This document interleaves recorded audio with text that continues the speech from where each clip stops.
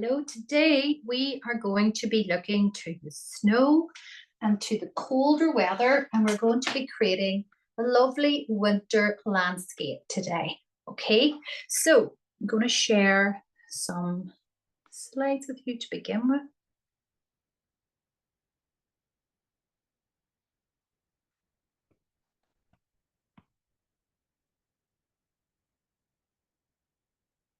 So it's Winter Wonderland, that's what I called it, and we're going to paint ourselves happy and bright. So you can see this Winter Wonderland consists of trees with snow and hills and a little gate and fence. And today we're going to appreciate an artist's work and create our own painting in response, and we're going to use different artistic techniques to create our Winter Wonderland. The success criteria is you will have used a wide variety of shapes and numbers to create your own winter landscape. And by the end of this, you'll know all about landscapes and what an author and illustrator are, because we're going to be looking to the book, The Snowman. I guess most of you would have seen The Snowman, either the film or heard the song. So if we look to the bottom of this illustration, there's lots of little trees, and it's a beautiful winter's evening, and they're out floating around the sky, and he's dreaming about the snowman coming along and picking him up and taking him away on all these travels around his local town. So we have an imagination, and we can do that as well. At any time, we can just close our eyes and imagine you are floating on top of wherever you live. You're looking down on all of the rooftops. And any time when things get too much for your little brain, you can just take 5 minutes out, go up to your bedroom at home, and just pretend you're somewhere else. I used to do that a lot when I was a child. I used to dream, be a bit of a dreamy little lady. So today we're going to create a painting inspired by the illustrator Robert Briggs. So you might be thinking, well, what's an illustrator? So you can see this is Robert sitting at his desk, and he's got some kind of drawing instrument in his hand, and he is the man that created all of the illustrations for the snowman. He wrote the book, he's the author and the illustrator. So an author is like the person who tells the story. They use words to create adventures and share information, or even make up fun tales. And when you read a book, you see a name on the cover, that's the author. Whereas an illustrator is like an artist who draws the pictures in the book, and they use colors and shapes to make the story even more interesting. So when you look at the pictures in a book, you're seeing the illustrator's work, and sometimes the author and illustrator can be the same person. So when we're going to be painting our landscape today, it's actually a snowscape. There's 4 parts to it. There's the foreground, the middle ground, the horizon line, and the background. Okay, so you can see in this, there's snow-capped mountains in the background and the sky, and then there's a horizon line, and that's where there's lots of sort of trees. And then in the middle ground, that's where the lake is. And then in the foreground, you have all of those flowers. So a landscape is a picture or a view of outdoors, and it's everything you can see when you look around outside. It may be hills, mountains, trees, rivers, maybe even some animals in there. It's like a big, beautiful painting made by Mother Earth, Gaia herself. And so when someone talks about a landscape, they're talking about the way the outside world looks, with all its different shapes and colours. So I want you now to begin. I want you to place your page in a landscape position. I want you to write your name on the back of your page for your teacher, and then I want you to fold your page into quarters. So you know your whole page is a whole page. I want you to fold it into half, please, and then into half again, and then you'll create 4 small rectangles. And if you didn't know, you then will have 4 little quarters. Okay, so I used to always talk to my children in my class and say, this is like a big cake, and there's 4 people going to get a big slice of cake, and we're cutting it into 4. And each little section, each little part is a quarter. And then I've put in another image there for you to see. Say if it was an orange, that could be the circle. That could be a Battenberg cake on the right, one of my favorite cakes with marzipan. And then I don't know what that other could be. I don't really know anything that shape. But anyway, a kite. So we're going to begin now, and we're going to start drawing our horizon line. Okay, so I'm going to stop share. And I'm going to ask you, so we've folded our page into quarters, okay, like so. Each section has a part to play in the overall picture. So what I want you to do is to come down 4 fingers from the top of your page and mark it. Okay, so you're putting your baby finger up at the top, 1, 2, 3, 4. You're stacking your fingers all nice and tight together. And then you are going to join all of those lines together. And that is called your horizon line, okay? Because it's going straight across. So you've come down 4 fingers. All right, so let's do that now.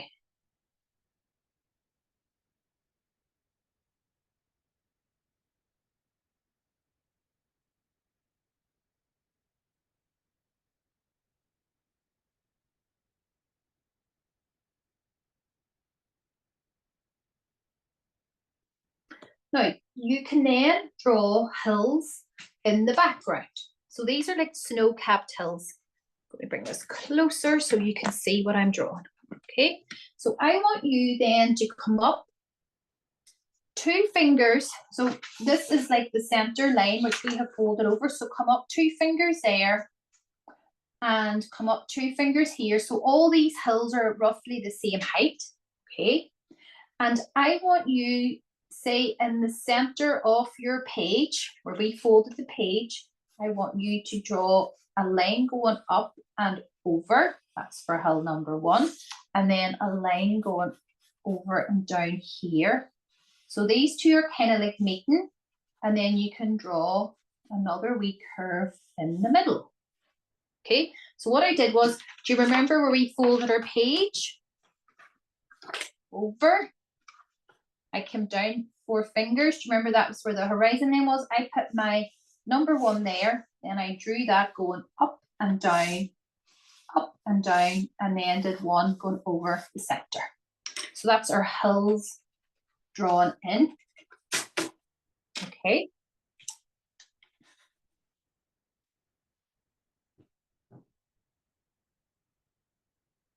I'll give you a few minutes to do that. I'm just going to look for the next slide.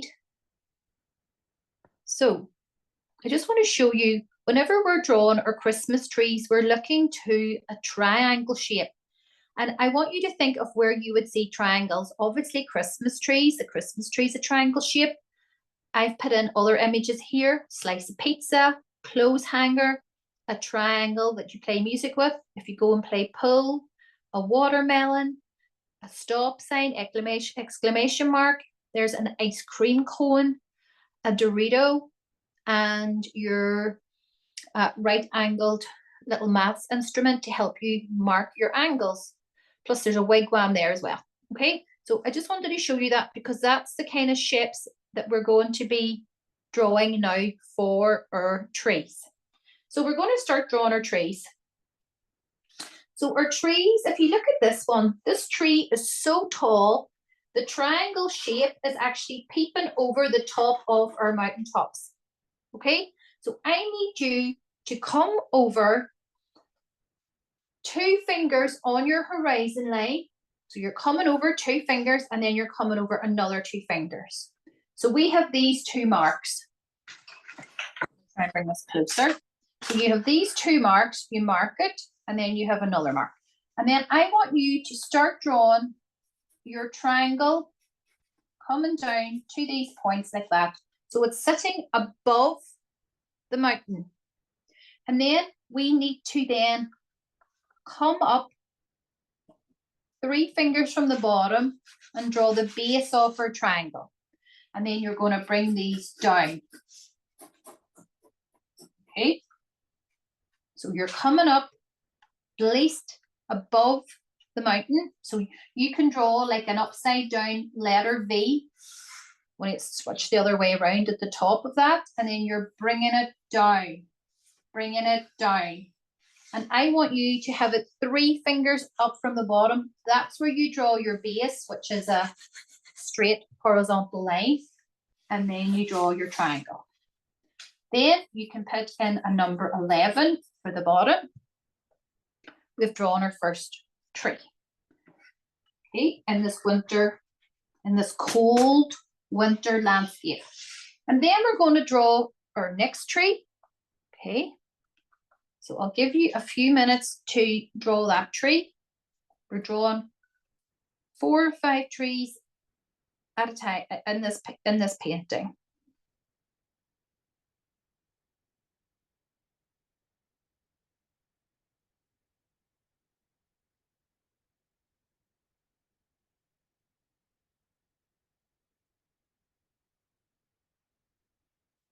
So then we're going to draw another long line. This line is basically going straight over to the halfway line that we folded.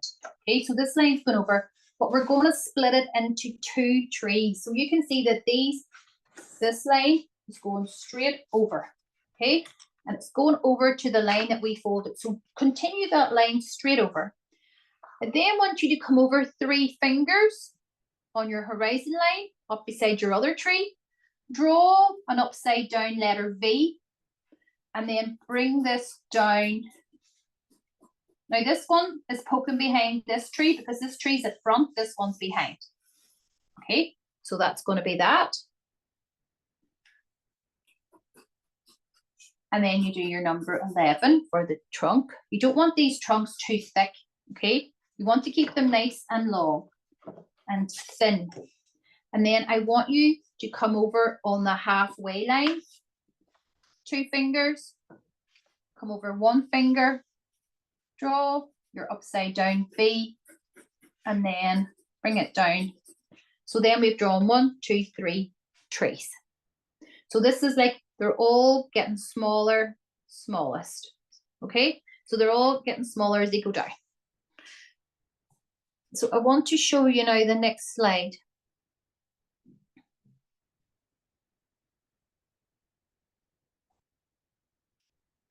So for this next part, we're going to be drawing the fence, okay? And I want you to think of the fence as like a hashtag. And then the gate is like a Scottish flag. And it's got more posts, and then we've got 2 other trees to draw. So let's now draw our fence. Okay, so the fence has a number 1, a number 1. So we're drawing like 2 number 11s probably.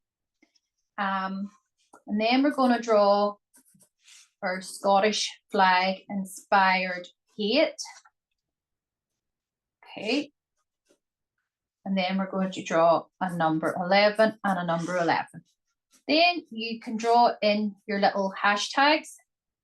Now, if you want to, you can continue these over underneath your trees and draw in little posts as if this is part of your fence. Okay, you can draw your fence the whole way over if you want to, because this fence would be running along underneath these trees. But just make sure that you get in your tree trunks. So if you're drawing your fence, it's like a hashtag, you know, like hashtag Save the Turtles. And then you would have your fence, which is like your Scottish flag. Okay. Make sure that your posts of your fence are all the same height. And you can have them, you know, like kind of equally distanced apart. After that, then you just are going to draw 2 other Christmas trees. You can freestyle on the right hand side and do them whatever size you want, but I would make sure that their bottoms are on an equal line. Sorry, you can't see what I'm doing here. So I drew 2 other Christmas trees in there with a number 11. This one's really tiny. This is just below the halfway line. This one's just touching there. Okay, so what we're going to do now is we're going to start to paint. I'm just going to grab my little paints here. So we're going to be using different brush strokes today. I need you to get your paint brushes and your water ready. So first things first, we're going to paint our sky. So you could use purpley color for the sky, or you could use just blue. Okay, it's really up to you, whatever color you think is best. So I'm going to use a combination of purple and blue for my sky, and I'm just putting it on using horizontal brush strokes, going over from left to right. My sky is very pale. Okay, notice it's very, very pale. I don't want my sky being really dark because I want my trees to be the main focal point of the painting. All right, so got that done. Then I'm going to use a different color of blue. And I'm going to start doing in my hills. So you see the sky and the hills are different colors. So this is a different color of blue.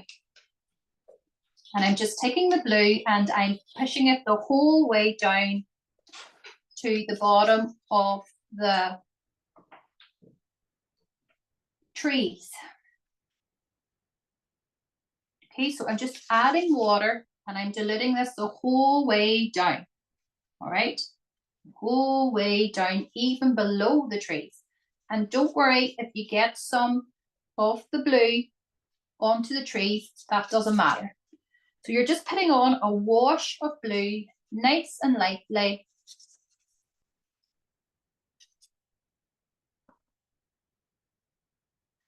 There you go. Okay. So once you get that done, then I want you to go and we're going to start doing, and don't forget to put blue, I nearly forgot myself, behind the posts.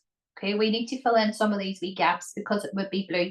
So that's a very, very diluted wash of blue. So you're basically taking your paint, and if it's like that, that's too dark. So all you do is put water on your paintbrush, nothing else, and then you blend it out. And the more water you add, the lighter the color will become. Okay, so you let that dry, and then in the meantime, we're going to start painting our trees. So the background and the snow, it's all cool blues. Okay, so whenever you're painting anything to do with winter, you want to use cool colors, which are blue, purple, and green. That's the only colors that I have on this one. So this is a bit more pinky. I put purple in here in places. Okay, so what I'm going to do now is, we've used a lot of water in this section, but for the trees, when we're painting our trees, we're going to be doing a dry brush. And basically what that means is, I'm going to show you here, is you're not putting your paint on the same way as we painted the hills and the fence, or the hills and the snow, the field. We're not going backwards and forwards. We're actually putting very little water on our brush, and we are dabbing it on. I'm holding it like it's a dart, and we're dabbing it on like that. And that's the sort of texture we want for our tree. So this is wrong. Nobody in the class should be going like that. You should be dabbing it on. Sorry for the noise of this. And then you're getting a texture. See that texture? Very different from that. We want to have contrast in our piece. Contrast is whenever you have opposites. So this is very smooth. This is more kind of rougher. It's like the foliage of the tree. So what I want you to do then is pick up paint. I'm using this ever kind of green here. And then I'm just going to hold my paintbrush like it's a dart or a javelin. And I'm going to start adding in green. And you can see it's got a very different texture. Now, you do need a little bit of water, but not much. It's not all watery like the sky and the mountains, okay? So you just keep dabbing it on, dabbing it on, dabbing it on, like so. And then that's how you fill up all of your trees. And meanwhile, our background for our sky and our hills is drying. That's what we want. Okay. Dab, dab, dab. I'm just filling this all in with the same green. I'm just dabbing on the color, getting a bit of texture. It doesn't matter if there's little white bits in between, that's fine. You don't have to cover anything. We're more interested in the texture. And then when you get that all filled in, we're going to go in with a darker color. So I'm using a darker green. You could even mix. I'm using dark green and a bit of blue. I'm using all these different colors. And then I'm going to start putting that in on the the right-hand side of my tree, and then blending it up the center, because you don't want to have a big line going up the center where it's darker. This should be done very subtly. I'm just dabbing that in. Okay. Dabbing that on, making it a wee bit darker on the right-hand side. See like that? Now, see this one? Don't like that one. So you can just sort of swirl it around. All right? So there's no big, definite mark.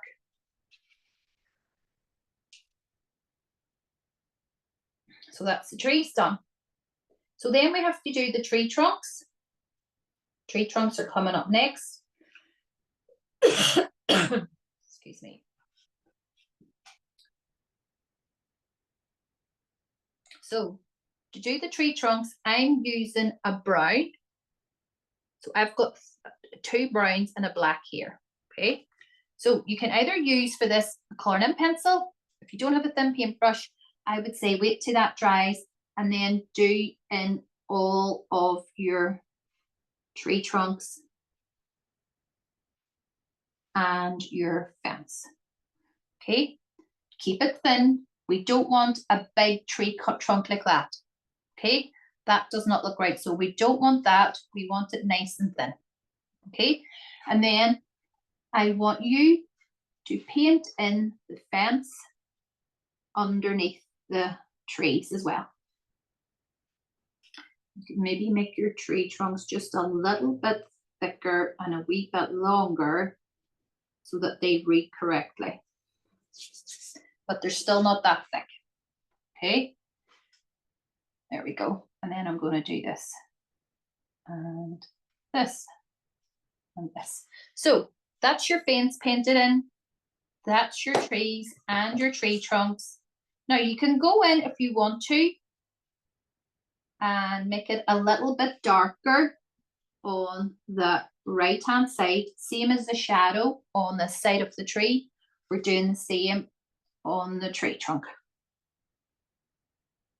This one's already gone, but we'll just do it. So we'll do the same for the fence, just making it a little bit darker in areas. Okay, making it stand out. And then the last thing we have to do is put on our snow. This is always the fun part.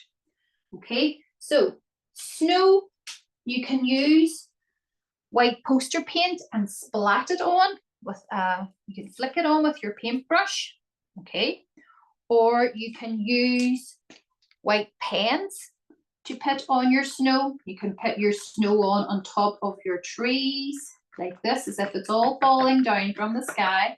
It's very magical. These pens are fantastic. But if you don't have white pens, you could use, as I said, flicks of paint. Just flick the paint on with another paintbrush, pick up some poster paint and just flick it on.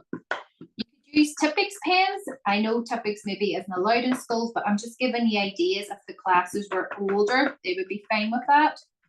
Or I think poster paint's probably the best. You could put some along the top of the mountains as if it's like snow capped. I'm just trying to give you different ideas. So I'm just making it snow here in my little winter wonderland. I absolutely love watching the snow falling. I love being inside. I know my kids love going out and sledging in the snow. I'm a wee bit old for that, but I used to love doing that when I was a wee girl. So it's good fun to go outside and play in the snow, build a snowman, get outside, fresh air, good for you. Just make sure that you wrap up warm and you wear good big welly boots or whatever to keep your wee feet dry, maybe a couple of pairs of socks. I don't know.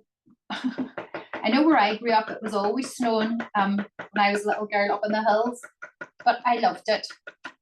And some days we were snowed in and I didn't have to go to school, so I just sit and played, made snowmen, and had great fun with my brothers out in the front garden having creative time with